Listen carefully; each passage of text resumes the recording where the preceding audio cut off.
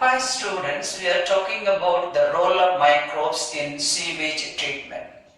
And this part we were talking about that is a sewage treatment and the microbes. How far the sewage treatment just actually performed with the help of microbes. And the same, we have to know the act enforced by the government to save water bodies. So how does the government normally just utilize certain acts to prevent water pollution and also save what is called the water bodies and maintain the quality of water? One such a plan what we have, National River Conservation Plan. National River Conservation Plan, that is NRCP. That was enacted in 1995 by the government. What for? To improve the quality of water. To improve the quality of water. That is in the rivers, because rivers are the major resources of fresh water in our country. That's why now the government has taken the step to conserve such freshwater bodies. Now this is an assignment taken by what we have this NRCP. Now what are the actually just things normally done or to be done by what we have the NRCP? So the important assignment taken up under NRCP includes the following, just actually the programs. Number one, to capture the raw sewage flowing into the rivers through open drainage system, through open drains, and divert those sewages towards the treatment plant, for treatment. This is number one, capturing the sewage and then diverting the sewage to the treatment plant. Number two, for treatment of sewage, setting up a large number of sewage treatment plant for the diverted sewage to just break it into similar things. So, setting up sewage treatment plant for treating diverted sewage. So, a number of actually sewage treatment plants are to be just actually set up for treating, and they are doing that one, that is what we call NRCP.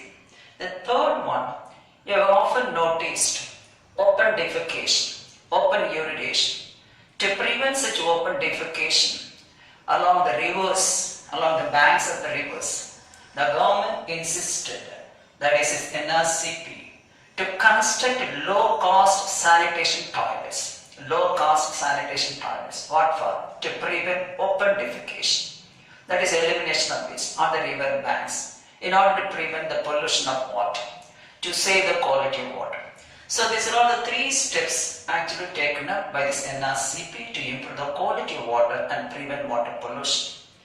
Now the Ministry of actually that's Environment, that's the government. The Ministry of Environment, the Forest and Climatic Change. They have initiated what is called, this is Govt Action Plan and Yamuna Action Plan. What for? To maintain or to improve the quality of water in these two rivers and also in other rivers. To save the rivers, they have initiated what is called actually Govt Action Plan and River Action Plan. These are normally to clean the waters and improve the quality of water and save the rivers in India. Okay, let's talk about the Govt Action Plan and what we have Yamuna Action Plan, the next one. Now the Ministry of Environment, Forest and Climatic Change have initiated two plans to conserve water bodies. One, Govt Action Plan, another one, Yamuna Action Plan. What for? To save the major rivers in India. Now what is Govt Action Plan? It was launched on 14th January 14, that is 1986. What for? To improve the quality of water. How? Number one, interception, just breaking, not allowing the sewage water to enter. Number two, diversion, diverting what is called this polluted water, the sewage water, towards the treatment plant.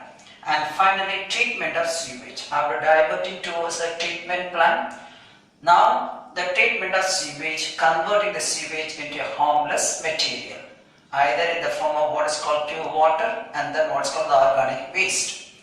And the second important just note for this one, the notion we can say about what is called the Govt Action Plan, to identify grossly polluting units. Grossly means major polluting units. What for? To prevent pollution in river waters, particularly in river Ganga. That's a major polluted river in India, you know that one. Even the dead bodies also released into that one as a sacrifice. And now that's why actually they are doing that process. The Ganga Action Plan was started to improve the quality of water in Ganga, to prevent sewage introduction, and also just diverting the sewage if any sewage is there, and then treating the sewage by means of treatment. That's what's called sewage treatment plan. That's about Ganga Action Plan. Now let's see what is Yamuna Action Plan. And that Yamuna Action Plan is what is called a bilateral project between the government of India and Japan. So two governments took part in that what is called Yamuna Action Plan. That's why I said it's a bilateral project. Now let's see Yamuna Action Plan. The second one, Yamuna Action Plan, it's a bilateral project between two governments, one Indian government, another one Japan government. So it was normally launched on April 1993, just the 1993 year. And what's the importance of this one? It was proposed to build up large number of sewage treatment plants. What for? Treating the sewage and discharge the treated water, the purified water into the water bodies like the rivers. That's the main purpose. So setting up large number of what's called sewage treatment plants so that they are being treated, that is the sewage materials are being treated and released as such, not as such. That is in the form of what's called purified water into the rivers. That's about Yamuna Action Plan. Study is under working and they are doing the process of cleaning the Yamuna River. Okay, that's about what we have act enforced by the government to save water bodies. Yamuna Action Plan, that we have what is called actually the Ganga Action Plan, NRCP and its role, etc. Now we have to go for the microbial fuel cell.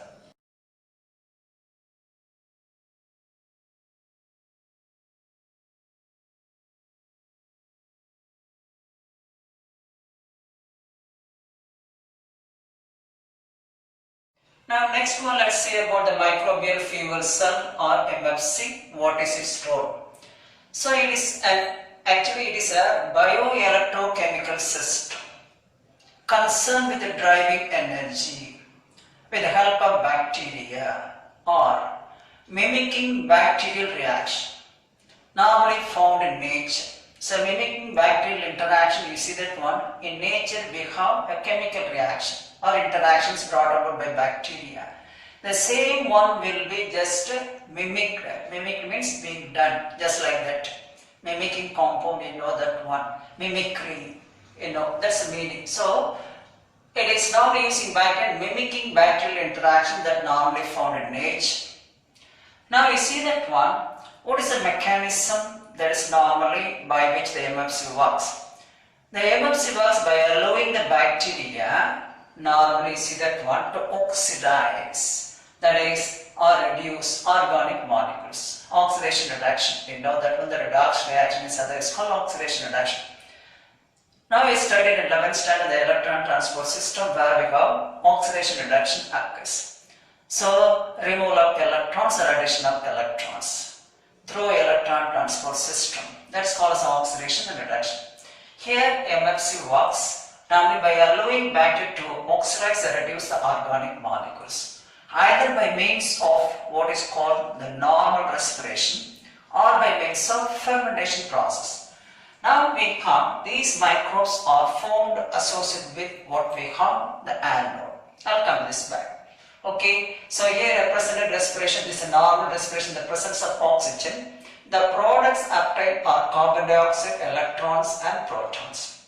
Or by means of fermentation also the products obtained are carbon dioxide, electrons and protons. This is because of the oxidation reduction of the organic substances by the microbes. Two ways you know that one, either by anaerobic respiration or by means of aerobic respiration. In both the cases, we have the products carbon dioxide, electrons and protons. That is being brought about by what we have bacteria in it. So the bacterial respiration is basically one big redox reaction. That is nothing but oxidation reduction.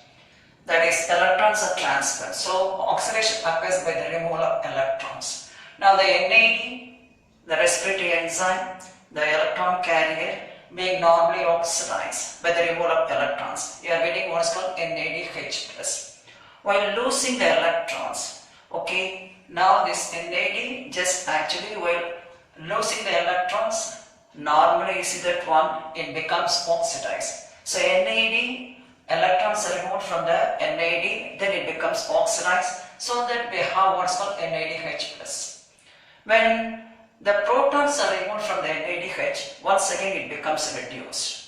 So either removal of electrons or what we have the addition of, that is electrons, or removal of hydrogen or addition of hydrogen results in what we have reduction reaction or oxidation reduction reaction, that is called redox reaction.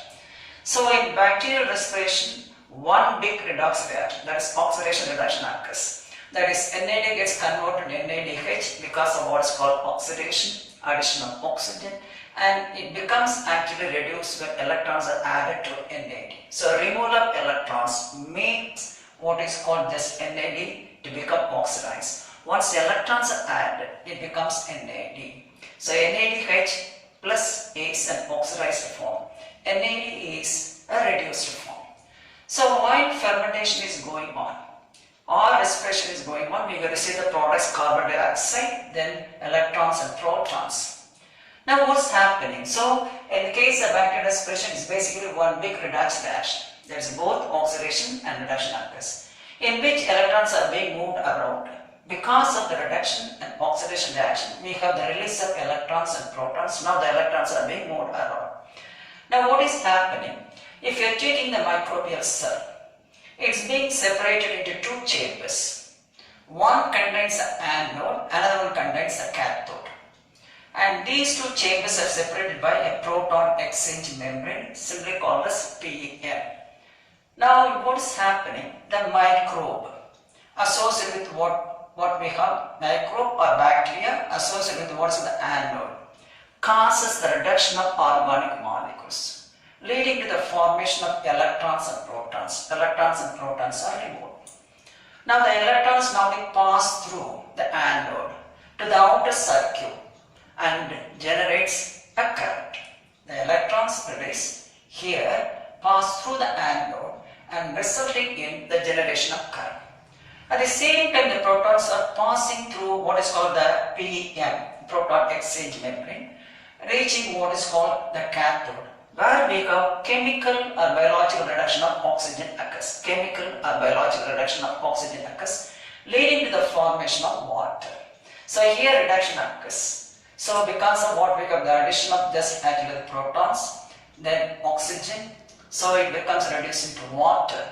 And also we have the reduction may be either by means of chemical or biological reduction of oxygen, leading to the formation of water. So at the same time, you see that when we are getting energy that is being used for generating current. That's why it's called as microbial fuel cell, as it is used for generating the energy. So in this chamber, we have the chemical or biological reduction of oxygen leading to the formation of water. Okay, now what is happening? See, because actually the hydrogen atoms are added, that results in what is called the reduction reaction. So the anode associated with the microbes produces the organic molecules into protons and electrons. Now the protons and electrons are released. This is what we have the microbe or the bacterium associated with the electrode. Inside which only we have the bacterial respiration resulting in oxidation reduction. Now the protons are passing through the PEM to reach the anode, to reach the cathode, causing the reduction of oxygen to form water. The reduction may be a chemical reduction or it may be a biological reduction. It's not necessary for it. They are using some reducing substance, ferrocyanate and ferric cyanate. These are all the substances. Here we have nitrogen, nitrates, sulfates, etc. being used in the case of biological reduction of what's called oxygen. It's not necessary. Okay, that's about that one. The electrons are passing through the anode to the outer circuit, resulting in the generation of electric current.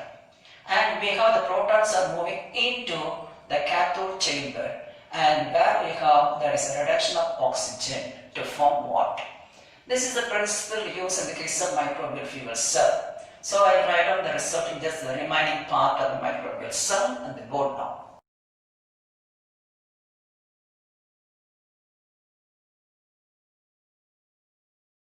So the microbes, namely the bacteria associated with that is anode, causes the reduction of organic matters or the molecules, that is by oxidation process. So it causes the reduction of organic molecules that enter into them and breaking them into protons, electrons and carbon dioxide, either through what is called the normal respiration, that is aerobic respiration, or through anaerobic respiration called fermentation. In both the cases, the products released are carbon dioxide, electrons and protons. Now the protons pass through the proton exchange membrane, reaching what is called the cathode, where it causes either chemical or biological reduction of oxygen to form water. Then what about the electrons? The electrons are passing through the anode to the external circuit and generate what is called current. Okay, the electrons pass from the anode to the outer circuit to generate the current. You see that one, the current being generated, that causes the lighting of the bulb. So that's about what we have the role of microbial fuel cell. And what is happening? The protons reach the cathode and causes the reduction of reduction of what is called, that is reduction of oxygen to form water. Here the electrons pass through the anode, reaching the outer circuit and generates electric current. That's the working mechanism of what we have, the microbial fuel cell. We are generating energy, hence called fuel cell, with the help of microbes by using what's called bioelectrochemical system. Okay, that's about that one. We'll talk about other things in the next class.